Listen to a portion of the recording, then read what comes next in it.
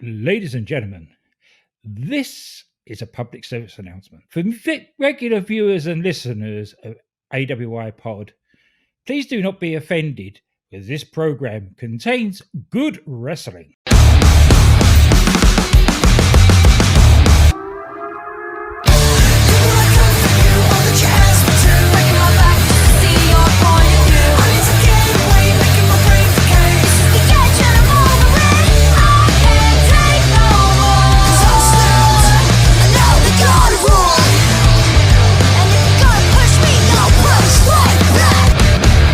Hello and welcome everybody to the third episode of A Cup of UK Heritage. I, of course, am your host, Brent Piles, and I, of course, do not do these things by myself because I would be a lone raving lunatic if I did that.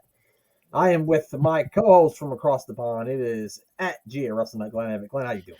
Are you trying to say that DC Matthews is a raving lunatic? DC Matthews is absolutely a raving lunatic. I think you and I both know that DC is a raving lunatic. I really don't know how he does it. I don't know if you've ever tried doing a solo, have you? I've done one before, but not like so. DC talks to himself for like a lengthy period of time. Yeah. He used to do something called solo shots where we would all just watch. One of us would watch a match, but it would be like 5 minutes at the most, 5-6 minutes at the most. God. So no, I've never tried to do it like for a lengthy period of time. I couldn't imagine. I tried to do a special for a piece of business, and it was a nightmare. One of the worst things I've ever done or heard. Did you put it out? I did put it out. Yeah. That was the early days, but there we go. So what we got we've got 2 matches on the card for tonight, haven't we? We've got 2 matches for episode 3. As you know, when we started this thing out, we told you guys it was going to be, like a 15-minute, 20-minute show, but we've eclipsed past 30 minutes. The first 2 episodes, but you had to get through the inaugural tournament first, and it only made sense to do first round, quarterfinal, semifinal, final. And now it only makes sense for us to do. We'll probably do 2 or 3 of these. Both the matches that we were going to review tonight went all 6 rounds, all 6 rounds to decide the victor. But if we come across a couple that end in the 3rd or 4th round, but I don't think many do. that doesn't bode well. 2 matches each. What do you say? That doesn't bode well because the second one only went 5 rounds. Oh, did it? I thought it went 6. No, it only went 5. Okay, well, I'm sorry. Good to see you kept up your research. Well, I guess. Well, fuck, Glenn. I messaged Glenn. I was like, oh, I found one that I didn't even have, but it turns out that I did have it. I just had my dates all wrong. Yeah. So I watched the second match that took place before the first match because I hadn't realized that the first match had already happened. So, yes. The first match that we're going to review was A-Kid defending his Heritage Cup Championship against one Tyler Bate. This match was actually set up on the inaugural episode of the Supernova Sessions, which was one of mine and yours and your former co-host's favorite segments on NXT UK. So I thought that was pretty cool. And hopefully after next weekend, they'll be bringing it back in its proper entirety. Yeah, definitely. Yeah, because we got a Supernova Sessions on NXT this week, didn't we? I haven't watched it yet, but I heard. Yeah, that was a sort of... they didn't have the ambience. All it was a sofa and a small chair. It was always so good in NXT UK because they had the couch and the chair, and then you had like the table, and they had all. It was just Anyway, I knew the A-Kid was young, but I didn't realize he was this young. Like he's only 26 years old. And correct me if I'm wrong. Maybe Nigel was saying that he debuted when he was 19 years old, but I thought Nigel said that he was 19 years old in this match, which couldn't be. No, I think he debuted when he was 19. That makes more sense, because this match was in 2021 and it's now 2023, so I don't think he's aged 6 years unless A-Kid's got some weird aging thing going on with him. I don't know. Well, A-Kid's no more, is he? He disappeared. That's right. We don't know. He could have become a man. We don't know. We have no idea. Yeah. Or maybe he's a superhero. We don't know. Match opens up with some really good mat wrestling and some good submission transitions in the opening round. You got anything else of note that happened in the first round? Well, it's just that first round, isn't it? Yep. with all the different ways they finish these matches, everyone starts the same. And it, Good, decent mat right, wrestling. but it's logical for it to start that way, because if you're in a match like this, Yeah, when you know you're going 6 rounds, you're going to want to pace yourself. So you're not going to go balls to the wall the first 3 minutes. and you don't want to make a mistake in the first 3 minutes and end up 1-0 down early on. Or worse, get yourself knocked out and lose the match altogether in the first round. So yeah. So that makes perfect which luckily sense. which luckily nobody has done. Not yet. And I don't think it ever happens. No, I don't think there has actually been a first round knockout. If they do, that'll be a shocker. Maybe one day. Second round opens up with like a test of strength of sorts, I guess you would call that. Bate does a really good escape of A-Kid's got like a straight jacket, I think is what they called it, on him. And Bate kind of gets out of it. Yeah, he kind of just like takes him off like it's a suit. Yeah, he just steps out of him, didn't he? Really? That's a hark back to the old good old days of World of Sport Wrestling. That sort of escape. See, I'd never seen anything like that, and it was just so innovative because he literally, just took his arms and just kind of took him off like you were taking off your pants, and then put him in the. I'll tell you, it was really great. One night, you, me, and the mayor, we are gonna have to review a Les Kellett match. I don't know who that is, but I'm all for it. He's the funniest man that ever laced boots and climbed into a ring, but also one of the hardest. Okay. He sounds right up this show's alley then. Yeah, it certainly. But that was the sort of thing. That was the sort of escape he would have done. Yeah, no, I thought this was really. I thought that was really innovative. I guess it's not that innovative because, as Glenn's telling me, it's happened a lot. But yeah, it was really cool. I'd never seen anything quite like that before. No, because you wouldn't. It's not the sort of thing that went on in an American ring, really.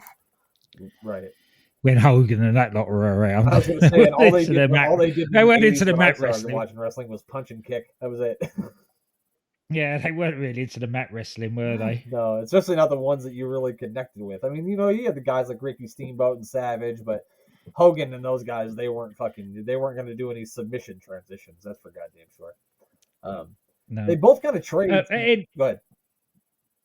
Yep. I was going to say, I think I'm going to say the same thing as you, is that they were trading blows, and there was a few MMA tactics went in on those, both of them showing that they're both trained in MMA and what is it, Brazilian Jiu-Jitsu? Jiu-Jitsu, yeah. They mentioned, I think Nigel said Jiu-Jitsu a lot. He didn't drop any Jiu-Jitsu greats names, though, which was, I was surprised by. No, that's probably because there isn't. No, probably... Apologies to anybody in the jiu-jitsu community. There probably are within that echelon, but not made it worldwide name-wise. Right. They're not many big name jiu-jitsu guys in America that a lot of people are going to be able to name. Yeah, absolutely not. You're going to name the Gracies, and that's all I've got. I've got the Gracies, and that's it. Yeah. Yeah, some good mat wrestling again to end the second round. It was some really, really good stuff in the second round. They did a lot of cool transitions out of that straight jacket submission, and I never really seen anybody use that straight jacket submission either. So that was a really cool thing for me to see. The third round is when things really start to pick up. Yeah, that straight jacket. It's one of those things. It's simple to do. You're not going to hurt your opponent, but it looks bloody painful. Yeah, it definitely looks like it's going to be really hard for someone to breathe if you were doing that to them. Yeah, absolutely. Yeah. So the pace really starts to pick up in the third round, and then Bate ends up getting the first fall pretty early in the round, wasn't it? Yeah. Before that, you could see where Tyler Bate had trained with Pete Dunne, butch as he is now, because he started doing a bit of joint manipulation and bending A-Kid's fingers. Yes. Yep. And then, he kind of rolled A-Kid. He rolls A-Kid up to get the first fall, and Tyler Bate goes up 1-0 in this one. Yeah, that's a surprise because A-Kid went for the Northern Lights suplex. Bate landed on his feet. He went for another German, and all he did was get rolled up for his trouble. Yeah. So the submissions, the transitions in everything in all these matches are so good because there's so many transitions into submissions and pins. It's just really great stuff. I cannot enough tell people to go and watch these goddamn matches. I'm telling you, go watch them. I guarantee you're going to love them. I just can't see how anybody doesn't watch this and not love it. No, and nobody can say they haven't got the time to watch. It's 6 3-minute rounds. That is as much as you need to watch. Right, exactly. And I'll save this for the next one, because like I said, I watched one of the matches. I watched the match that came after this one before this one, and so it's kind of messed up because I watched one for the other one. But I'll leave my note here for the next match. A-Kid opens up with a beautiful kick to the, I don't know if he opened up the round, but he hit a beautiful kick to the face of Tyler Bate. But that seemed to only wake Tyler Bate up, as Bate just started landing some really shots on A-Kid after that. Yeah, it did. He did. The thing with these two is that you could see that they knew each other so well, because they'd already told the story of how Tyler Bate trained A-Kid. Right, yeah, they did. They brought that up a lot, yep. So everything was countered by, because they knew what the other one was going to be doing. Yeah, it made sense. I mean, this match was, I'm going to say it over and over again, but this match was great. It was really, really good. I enjoyed this match a lot.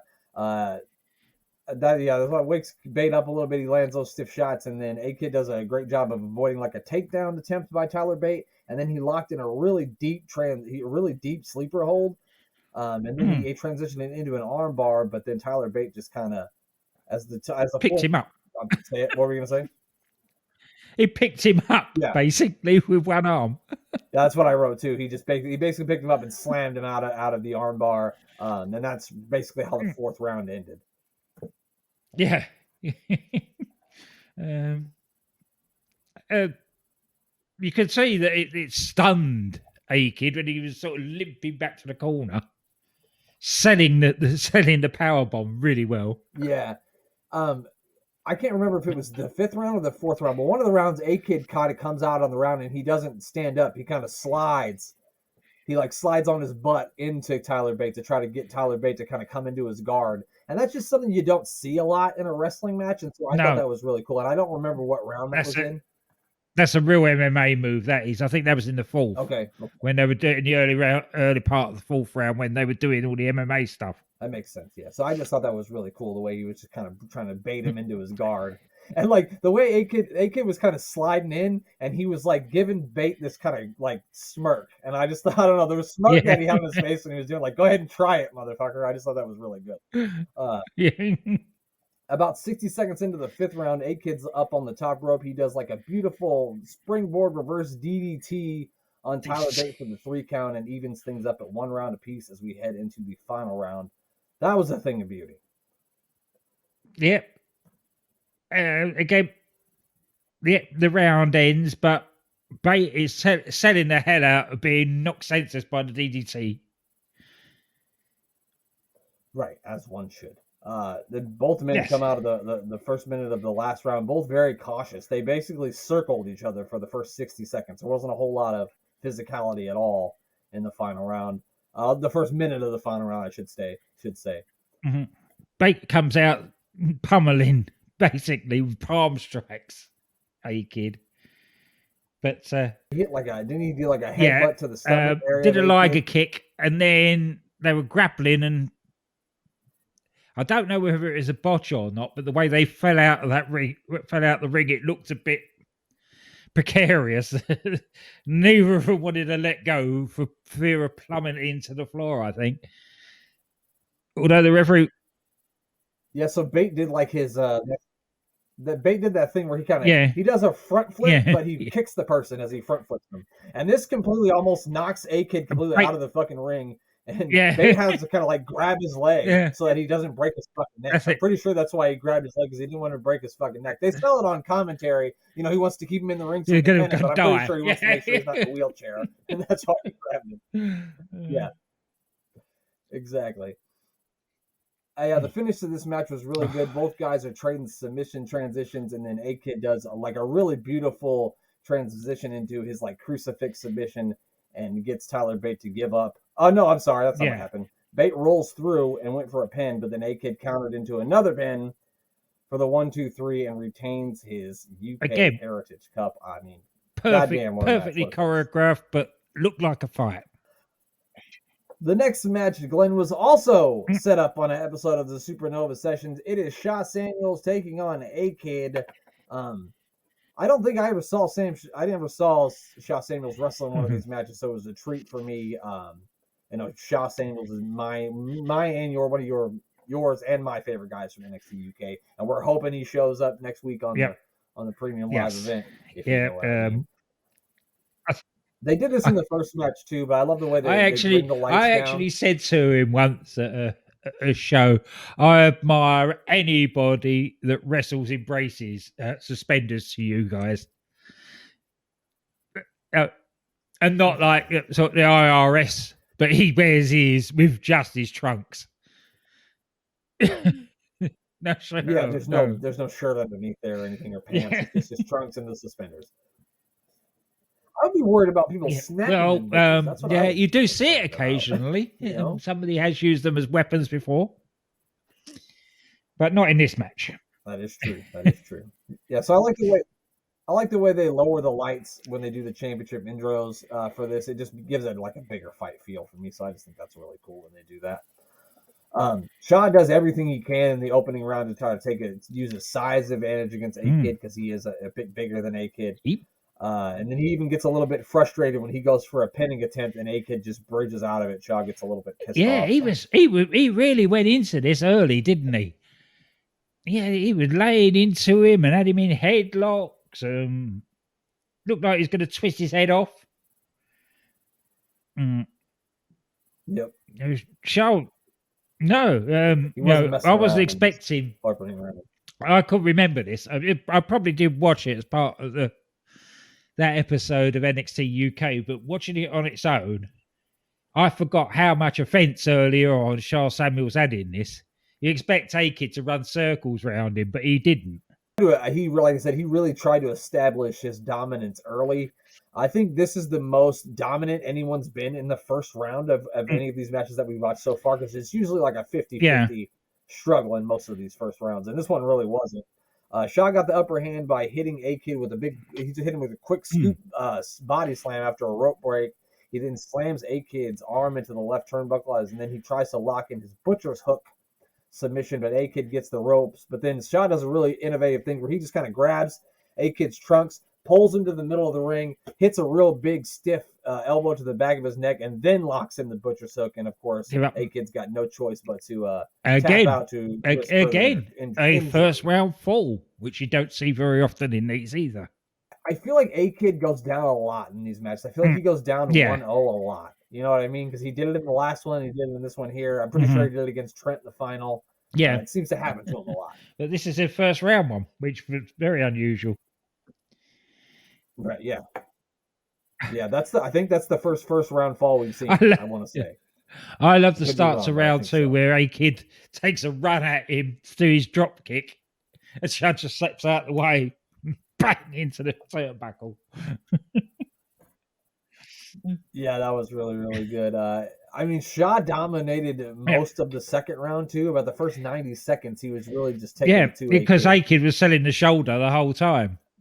Basically, he was working on one wing. Right. A-Kid hits Shaw Samuels with a nice uppercut, and then he tries to lock in a sleeper hold, but Shaw Samuels gets a rope break. Shaw then looks like he might be losing the round, so he just kind of bails out of the ring for the last 20 seconds. But A-Kid says, no, motherfucker, and dives out of the ring. He did. They kind of knocked heads when he dived out. I feel sorry for A-Kid. He must have a hard head. Yeah, definitely. It literally was like, pow. It was like knock right head to head.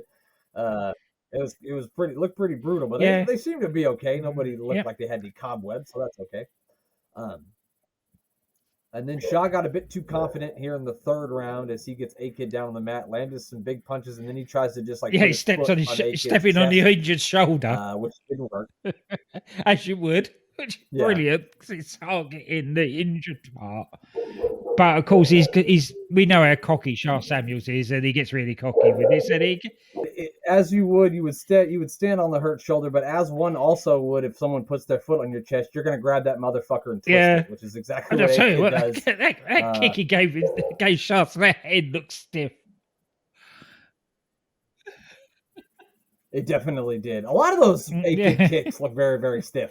And then he gets a running drop kick and evens up the score as he does. Tie it up as we head into the fourth round.